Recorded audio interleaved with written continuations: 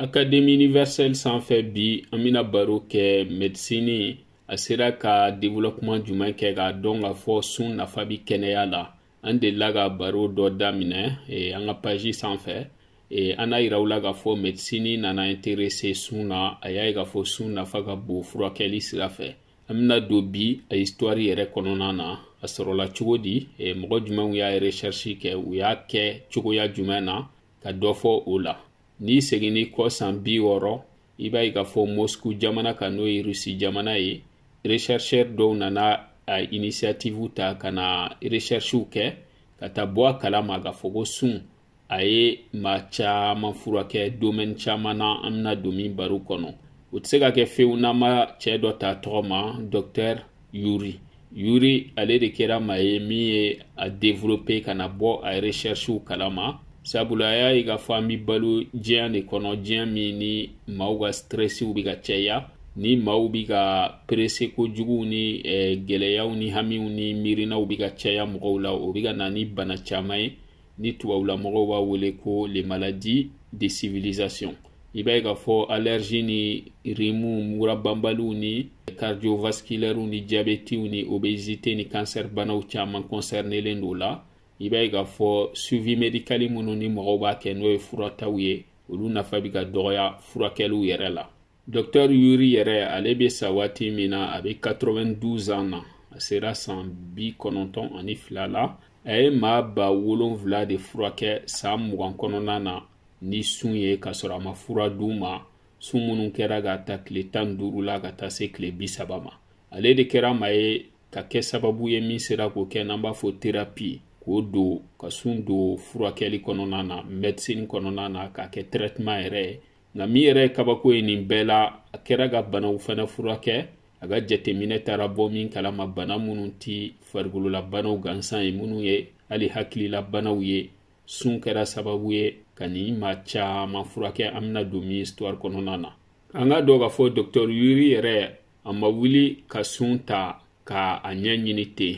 Hasard dɔ de nana n'o ye ka sababu kɛ a yɛrɛ ye maa ye min kun ye accident kɛ waati la. O accident na a ye kalo caman kɛ dalen o bana kɔnɔna na. O temps kɔnɔ a ye livre caman kalan k'i intéressé sujet caman na. K'a to la o y'a sɔrɔ an bɛ année 1941 la, guerre bɛ ka Europe fan bɛɛ labɔ. Europe bɛ guerrew kɔnɔ, guerre minnu kun ni deuxième guerre mondiale waatiw don n'a fanga kun bonyana. O waati la fa terikɛ dɔ bɛ yen n'u b'a wele ko Nicolet, o de nana contact ta n'a ni ɲɔgɔn cɛ. O ka sɔrɔ u famana ɲɔgɔn ma. O kun ye médecin ye, a kun bɛ navire dɔ baara kɛ navire dɔ kɔnɔ n'o ye soviétiques ka navire ye guerre waati la. O kɔrɔ ye bateau ba min kun bɛ yen ni maa minnu banana guerre kɔnɔ u bɛ taa n'a ye. Ale kun bɛ maaw la minnu kun b'olu furakɛ. Nka ale yɛrɛ kun intéresselen don sun na médecine sira fɛ. A kun intéresselen don a la cogo di, maa minnu ni nugudenbanaw kun b'u la, a kun b'a essayer k'u furakɛ ni sun ye. Sabula a ye min remarqué a ka o jateminɛw kɔnɔ, a y'a ye k'a fɔ ko sun bɛ fɛn de kɛ, a bɛ fɔ min ma ko l'autorégulation de l'organisme. O ye ka farikolo to yen a yɛrɛ ka réglage dɔw k'a yɛrɛ ma, a yɛrɛ ka fanga dɔw ta a yɛrɛ kɔnɔ, ni o barikaw kɛra sababu ye ka bana caman furakɛ. Nka waati min na u nana proposer wa autorité soviétiques ye minnu ko occupelen don domaine médical la k'a fɔ k'u ka sun fara traitement kan, o kuma in ma bɛn olu ma. U nana ka na o laɲini refuser. Sabula olu bolo o tɛ se ka faamu ka don hakili la ko ma bɛ se ka bana furakɛ ni dumunikɛbaliya ye. Sabula jateminɛ yɛrɛ la i b'a ye k'a fɔ hadamadenw degira de n'i ma kɛnɛ. An b'a f'i ma k'i ka dumuni kɛ walasa i ka force sɔrɔ, i ka dumuni kɛ walasa fanga ka don i farikolo la, i ka se ka kɛnɛya joona. Kamasɔrɔ médecine sira fɛ a nana ye k'a fɔ ko tiɲɛ yɛrɛ tɛ. Sabula sun a bɛ na ni nafa caman ye furakɛli sira fɛ. Nka an ka faamu fana k'a fɔ nin recherche nana waati de kɔnɔ, waati min na dumuniko yɛrɛ kun ye gɛlɛya ye. Sabula a kɛra guerre waati de la, donc ka tila ka na sunko kumaw fɔ o kun gɛlɛyara mɔgɔw ma.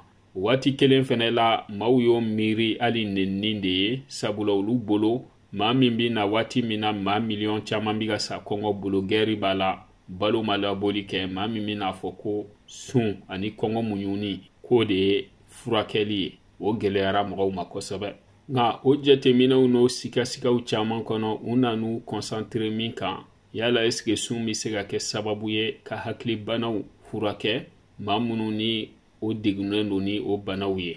Nka Dr Nikolaev ale min ye Dr Yuri fa terikɛ ye, ale yɛrɛ nana a kanu ka experience dɔw kɛ.